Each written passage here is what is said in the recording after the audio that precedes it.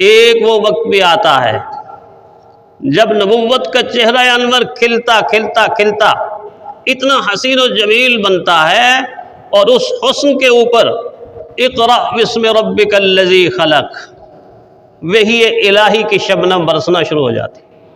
جب وحی الہی کی شبنم اس نبوت کے تاباں چہرے پر پڑتی ہے تو پھر انسان کی زبان سے بے ساختہ یہ جملہ نکلتا ہے جو ہر انسان کے دل کے اندر کی آواز ہوتی ہے، وَأَحْسَنُ مِنْكَ لَمْ تَرَ قَطُّ عَيْنِي وَأَجْمَلُ مِنْكَ لَمْ تَلِدِ النِّسَاءُ خُلِقْتَ مُبَرَّأً مِنْ كُلِّ عَيْبٍ كَأَنَّكَ قَدْ خُلِقْتَ كَمَا تَشَاءُ۔ پھر حسان بول اٹھتا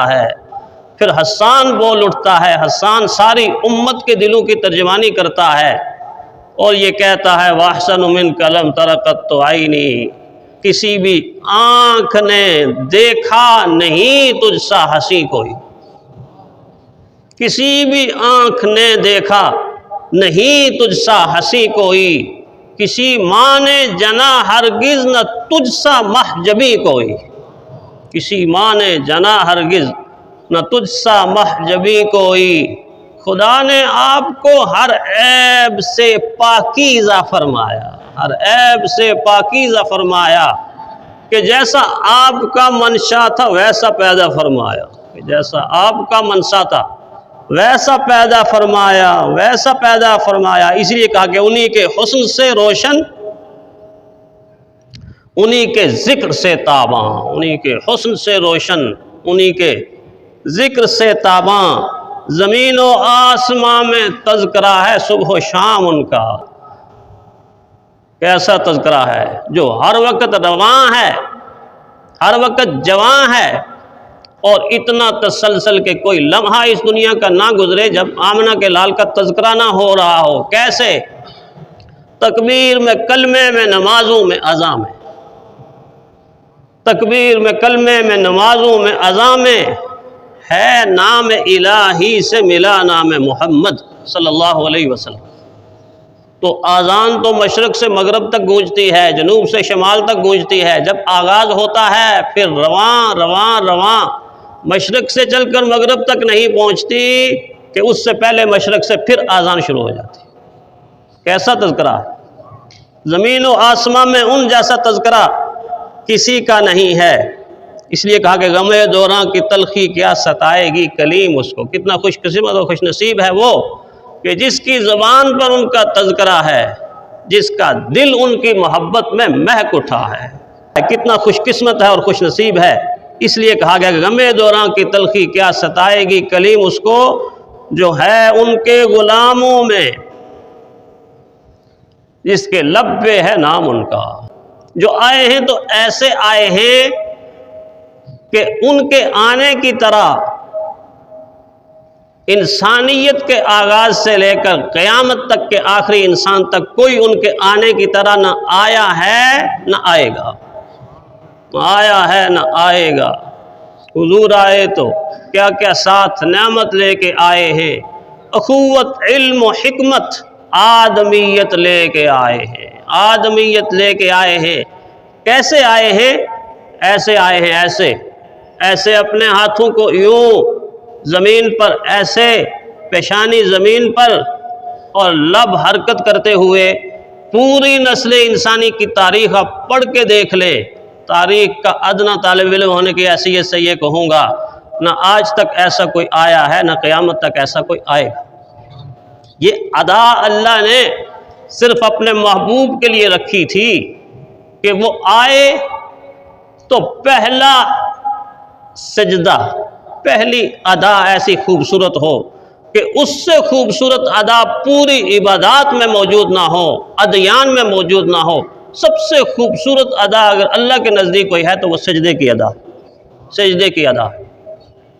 اتنی خوبصورت ادا لے کر آئے، نبیوں کا پیشوا بن کر آئے، سب کا مقتدا بن کر آئے، خاتم النبیین بن کر آئے، اور نہ صرف یہ کہ ادا دکھائے بلکہ ادا سمجھائے، ادا سمجھائے۔ کیوں ایسا پیدا فرمایا؟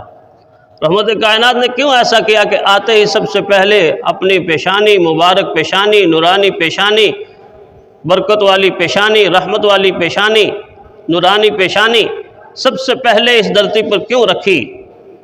اس لیے رکھی کہ آنے والی انسانیت کو شریعت ملنے کے بعد یہ مسئلہ سمجھانا تھا، شریعت ملنے کے بعد یہ مسئلہ سمجھانا تھا کہ مخلوق کو سجدہ نہ کیا ہے نہ کریں گے، یہ ظلم گوارا نہ کیا ہے نہ کریں گے۔ پہلی ادا میں بتا دیا کہ میرے آنے کے بعد اب پتھروں کے سجدے ختم ہو جائیں گے، درختوں کے سجدے ختم ہو جائیں گے، چاند سورج ستاروں کے سجدے ختم ہو جائیں گے۔ میری جائے پیدائش کے قریب بیت اللہ کے اندر جو 360 رکھے ہوئے ہیں، نہ لات کو کوئی سجدہ کرے گا، نہ منات کو سجدہ کرے گا، نہ عزا کو سجدہ کرے گا، صرف سجدہ کرے گا تو عرش والے کو سجدہ کرے گا۔ پہلی ادا، پہلا سبق حضور صلی اللہ علیہ وسلم کی آمد کا جو امت مسلمہ اور نسل انسانی کو ملا ہے وہ یہ ملا ہے کہ انسان کی پیشانی کو اللہ نے اس لیے بنایا ہے کہ اس کے دروازے پر جھکے اور اسی کے دروازے پر آ کے ہاتھ پھیلائے اور اسی کو اپنا خالق و مالک و رازق مانے۔ پہلی ادا ہے رسول اللہ صلی اللہ علیہ وسلم کی۔ ایسی برکت والی ادا کسی کو نہیں ملی کہ جس ایک ادا سے اللہ تعالیٰ اپنی ساری دھرتی کو مسجد بنا دے۔ پیغمبر صلی اللہ علیہ وسلم کی خصوصیات میں یہ خصوصیت ہے، کسی اور نبی کے لیے اللہ نے یہ اعلان نہیں کیا۔ حضور فرماتے ہیں میرے لیے اللہ نے اعلان کیا جعلت لی الارض مسجدا وطہورا، جعلت لی الارض مسجدا وطہورا۔ کیا سجدہ ہے، کیا سجدہ ہے! اس سجدے کی حقیقت کو کاش مومن سمجھ لے، کاش مومن سمجھ لے کہ یہ پستیوں کا سجدہ بلندیوں کی انتہا پر لے جاتا ہے، بلندیوں کی انتہا پر لے جاتا ہے۔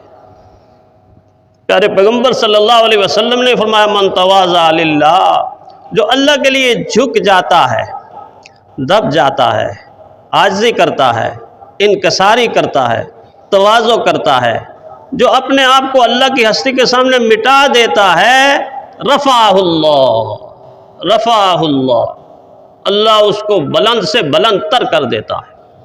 جو اللہ کے دروازے پہ جھکے گا اللہ بلندیوں کی انتہا کر دے گا، اور جو اللہ کو چھوڑ کر مخلوق کے دروازے پر جھکے گا پھر وہ پستیوں کی انتہا کو چلا جائے گا، پستیوں کی انتہا کو چلا جائے گا۔